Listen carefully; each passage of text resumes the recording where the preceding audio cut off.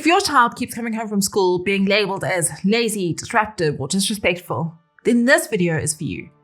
Because so many of the things that teachers believe about ADHD just aren't true. And here's the hard part. Those myths don't just make school harder for your child. They can chip away at their confidence, their motivation, and their sense of belonging. So today, we're busting some of the most common classroom myths that hurt ADHD kids and replacing them with what's actually true so that you can work with teachers, not against them, and help your child feel understood, supported, and safe at school. Hi, I'm Taryn. I'm an occupational therapist and a mom, and I've worked with thousands of families and teachers to help ADHD kids thrive in school without the daily tears, meltdowns, or power struggles. I have sat in those very parent-teacher meetings where your stomach drops because you already know what's coming. You're about to hear all the ways your child is falling behind. But what if the problem isn't effort or behavior? What if it's just misunderstanding? Let me say this up front. These myths aren't about bad teachers. Most teachers want to help, but they weren't taught how the ADHD brain works. And once you understand the truth about these myths, you can start reframing the conversation from what's wrong with my child to what does my child's brain need in order to succeed. And stick around here till the end, because I'll share the one mindset shift that completely changes how you advocate for your child at school without guilt or conflict or overwhelm. Okay, let's dive into myth number one. If you've ever got that email from your child's teacher, if you just focus and apply herself, she'd do so much better. And you just want to scream because you see how hard she's already trying. Here's what most people don't understand. The ADHD brain is not lazy. It's wired differently for activation. Think of it like a car with a sticky ignition. The ignition runs beautifully once it's going, but getting it to start requires extra support, a push start, a spark, or a jump lead of motivation. That's not defiance, it's just neurology. ADHD affects the brain's ability to start, sustain, and shift attention. Effort regulation depends on dopamine, the brain chemical that fuels motivation and reward. So when you hear, he's just not trying hard enough, translate that to, he's struggling to activate, he's struggling to get started. Here are 3 ways you can help the they just need to try harder myth. Number 1, ask teachers to chunk tasks into smaller pieces. For example, 5 math problems at a time instead of 20. Encourage your child to start with the easiest question first. Getting momentum builds confidence. And celebrate the starting, not just the finishing. Because for an ADHD brain, starting is actually the hardest part. What doesn't help? Saying, try harder. That's like telling someone with a broken leg to run faster. Once we remove the judgment, we can start building the supports that make effort possible. Next is the they're being rude myth. Your child comes home with a note that says, he keeps interrupting, he blurts out answers, he takes over from other people. And your child says, I just can't help it. The words just want to jump out. Impulsivity is not rudeness. It's the brain's filter glitching under pressure. The easiest way to understand this is to picture your child's mind like popcorn. Their thoughts are constantly popping and there's no lid on the pot. They're not trying to dominate the conversation. They're trying not to lose the thought that just appeared. It's important to remember that impulse control isn't a moral skill, it's a developmental one. It takes years to mature, and ADHD often delays that process by about 2 to 3 years. So instead of labeling them as disrespectful, try reframing it. It's not rudeness, it's regulation. Here are 3 ways that you can support them. Number 1, you can ask the teacher to give a non-verbal cue when your child interrupts, a gentle tap on the desk or hand signal. You could also suggest hold that thought strategy. Let your child dot ideas down on a sticky note so they don't lose them. Another helpful tool is to practice at home during calm moments by saying things like, let's take a breath before we speak. And remember, shame never teaches control. It just adds more dysregulation on top of an already overloaded brain. When we treat impulsivity as a skill to build, not a flaw to punish, we create room for growth and dignity. Before we get into number 3, if you're listening to this and thinking, that's exactly what's happening in my child's classroom, you are so not alone. I want to urge you to check out my ADHD School Survival Guide. In it, I'll walk you step by step through how to communicate effectively with your child's teachers, set up ADHD-friendly routines for school mornings and homework, and advocate for your child without feeling like that parent. You'll learn the words, the scripts, and the strategies to help your child be understood at school and to finally breathe again at home. I'll link it below if you want to know more. On to the next myth. There needs to be more organized. As parents of ADHD kids, we hear this a lot. Things like his desk is always a mess, she keeps forgetting her homework, and even he needs to learn a little responsibility. The truth is, organization isn't a character flaw. It's a set of executive function skills. And when it comes to ADHD kids, those skills are still under construction. Expecting a child with ADHD to just be organized is like asking someone to juggle while riding a unicycle before they've even learned to balance. Organization means holding multiple steps in mind, planning ahead, remembering where things go, and predicting what's needed next. That's a huge cognitive load. So instead of demanding organization, we build it together. Here are 3 simple ways to do that. First, externalize structure. Think color-coded folders, labeled bins, visual checklists. You're basically making the invisible visible. Because for a child with ADHD, if they can't see it, it doesn't really exist. Second, we're going to anchor routines. We're going to have them pack up at the same time every day. Use a finished bin for completed work. When routines are predictable, the brain doesn't have to work so hard to remember what comes next. And third, we're going to celebrate small wins. It might sound simple, but a quick, "You remembered your pencil case today, that's really awesome," goes a long way. Tiny wins build momentum, and momentum builds confidence. And here's the key. Independence doesn't grow from expectation alone. It grows from supported repetition. When we scaffold the system, organization stops being a daily battle and starts becoming skills they can actually master. Okay, on to myth number 4. When I hear things like, "He lost recess again for talking out of turn," or "She missed ask because she forgot her homework," my heart just sinks. Because we're taking away the very things that help the ADHD brain regulate. Movement, creativity, play. It's like expecting a child to play a song perfectly, then taking away the instrument when they miss a note. They don't need silence. They need practice, patience, and someone beside them keeping rhythm. When a child's dysregulated, when they're overwhelmed or impulsive, the part of their brain that manages logic and self-control is totally offline. The prefrontal cortex is checked out for a bit. No amount of punishment is going to bring it back online faster. So what does help? Co-regulation, a calm tone, empathy, safety. So instead of asking teachers to discipline behavior, try collaborating on a regulation plan. Ask things like, what helps my child calm down when they're overwhelmed? Could we create a quiet reset corner or a short sensory break? And at home, these 3 small shifts will make a big difference.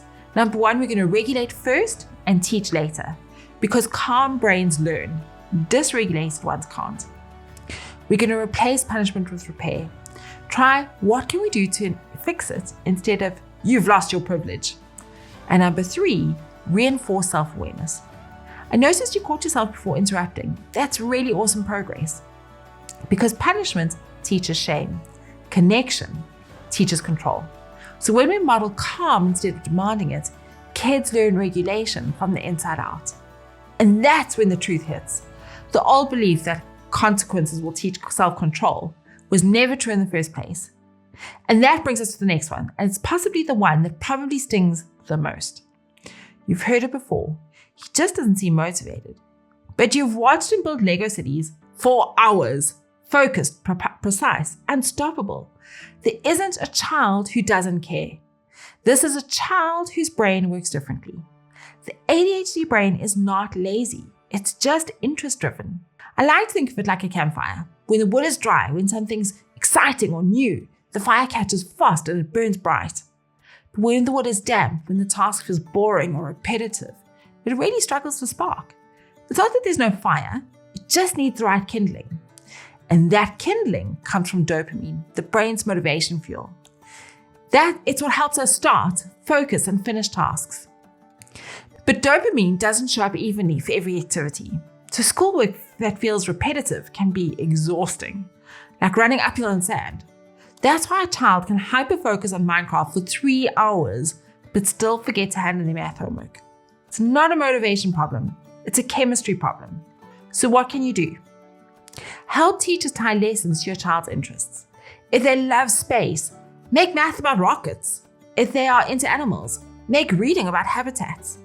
Encourage teachers to mix it up.